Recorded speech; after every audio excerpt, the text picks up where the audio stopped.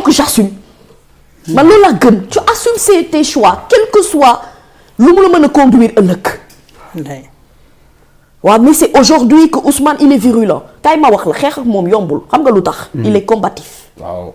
il est résilient il est véridique c'est quelqu'un qui dérange wax naa leen Ousmane da nga koy bëgg ou nga bañ ko ba faw ñi ko bañ laa yërëm parce que du changer suba nii mu mel nii la mel képp kuy ministre kuy liggéey ak moom jàppal leen mooy ne lu mu la mën ci wax mais pourquoi les gens ne prennent pas les choses avec hauteur jël ko une critique positive vraiment pourquoi est-ce que à chaque fois que dafa duut baaraam dara rek ñu ne oui clash na ko dal na ci kawam non duut na ko baaraam ñi mu duut baaraam sax génn mel ni kuy justifié wu non ça ne sert à rien de se justifier te il l'a dit en conseil des ministres mu ne dorénavant lépp lu ñu acte bu ñu teg dina am ay responsabilités mais il va dégager li nga xamante ne ñoom ñooy les concernés wala les xanaa xamoo man je préfère travailler avec quelqu'un qui me dit des vérités même si ce sont des vérités qui me blessent absolument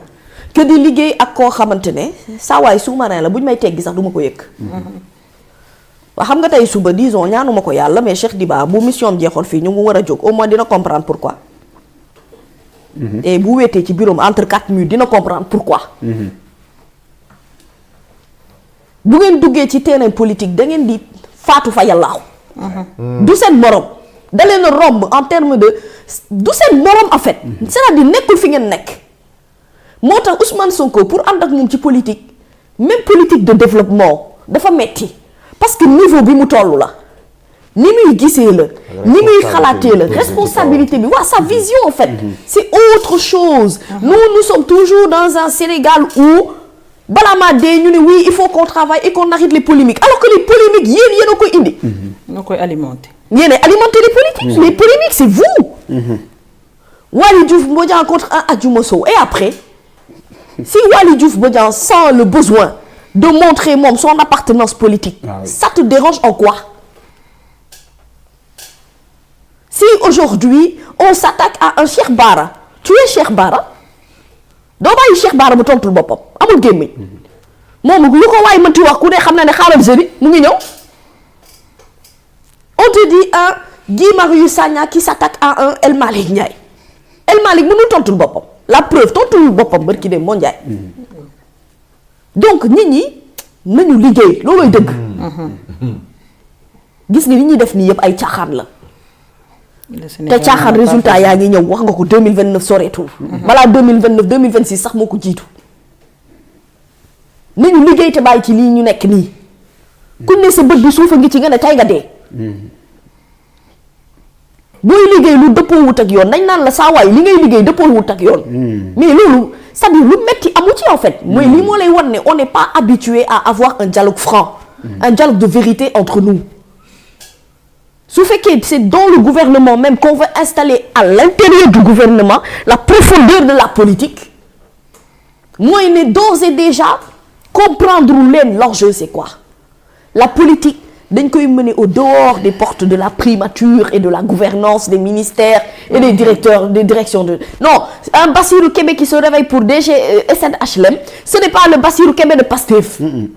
la preuve boo toogee ak moom di waxtaan ak moom ci li muy liggéey biir SNHLM nga xam ne kii du cuune li muy def da koo xam Waly Diouf Bodian malgré li muy mënti wax yëpp mais tu as vu les résultats du port absolument oui. parce que politique bi beneen géew la bu ngeen ko yóbbuwoon nag ci géew politique ñi def xam nañ ñi deful xam nañ ni xeex xam nañ ni xeexul xam nañ et le pire mooy l'injustice que le peuple sénégalais subit mooy li nga wax sànq te j'ai adoré quand tu as dit que ñi doon xeex ñoo am poste waaye ñi am poste tey di jéem a sàmm li nga xamante ne moom mooy seen ay position fàtte dëgg heure buñ ko fàttee ñu toog fi fàttali leen ko heure bu ñu fàttee ñoom li leen fal ñu fàtte li leen tax a falu ñoom ba ñuy mën a sàmm seen poste bi ñu toog ndagam le président de la République avec tout le respect qu'on lui doit bu ñu jàppee ne am na ci doxalinam leen lu jalgati yoon dañ ko koy wax de manière correcte respectueuse mais que mu comprendre ni la ligne directionnelle bi nga xamante ne foofu la nekk baaxul te Diomaye ligne directionnelle bi nga nekk ci wàllu politique baaxul lii yëpp loolu ko indi soit les raisons te gis nga billahi le président Bassirou Diomaye bu nu ko doon néewal toole dëgg-dëgg kon nga xam sénégalais yi nit ñi nag kaay ma wax la bëgg nañu Ousmane Sonko de bëgg nañ ko torop mi li tax ñu bëgg ko dëgg gi la bés bu dëggu gi rocceekoo ci moom nit ñi rocceeku ci moom balaa sax nit ñi di rocceeku ci moom yàlla mooy rocc ci martande bi mu def ci moom ndax soo doon ci dëgg rek la bëgg di dox dëgg moo baax te dëgg neexul nag ndax kaani la koo ko tuuf mu doxoñu réew moo xamante ne saa waay liggéey dëppoo wut ak yoon nga ne tey ma futtu ah yow kenn du la wax ne daal yow li nga nekkee dëppoo wut ak yoon. parce que est-ce que ñoom sax xam nañ ñi leen porté au pouvoir. bu fekkee ne dëgg la ñu jaay sénégalais yi jënd ko dañuy soxla cette franchise là. xam nga Ousmane Sonko il parle sénégalais. il est très franc ci li muy wax il a toujours été comme ça. il a pas changé. nii la mës a mel en fait. moo tax man je suis parfois ça me fait rire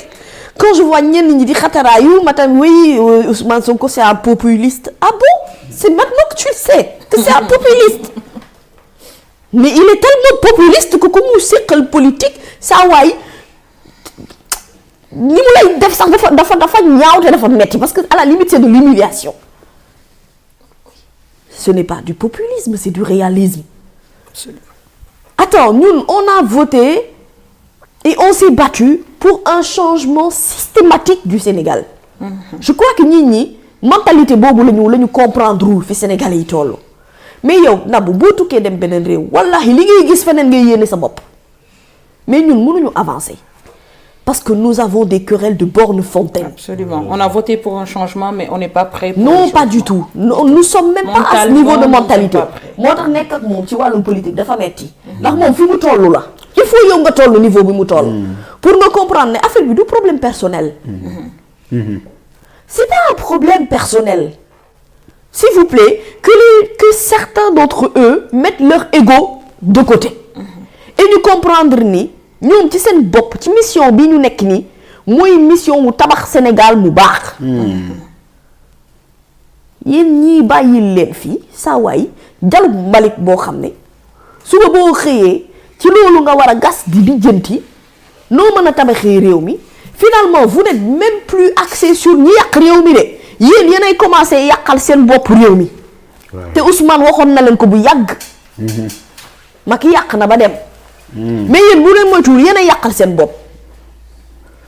Pastef moo mën a am opposition boppam biir Pastef mais c'est bien que au moins à partir de maintenant nga teel a xam nag ñi génn rang bi ak ñi nga xam ne ñu ngi ci rang bi ba tey ndax man dama gëm leen à un moment donné je disais xaw ma kat Nabou laa doon expliquer xaw ma Pape Ousmane ma ne ko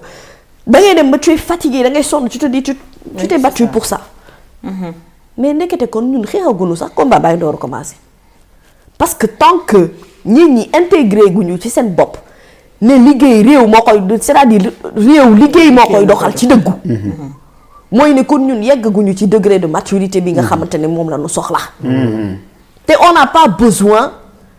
njiit boo xamante ne saa waay da ngay yëg sa bopp. loolu moo ñu sonal ñun. on a besoin de l'humilité de nos leaders et de nos dirigeants. maanaam tey bu doon armée la Ousmane mooy caporal ba. soldat ya nekk ca gannaaw di doxal maaj bi pour que muy jub askan wi la ñuy liggéeyal. waa caporal bi amul supérieur ci armée. nañ ma baal nañ ma tàngal suba teel bi. alaaji am na yeneen dossier yu ubbee ko ci wàllu yoon déjà Mame Mbaye Niang ak Ousmane Sonko.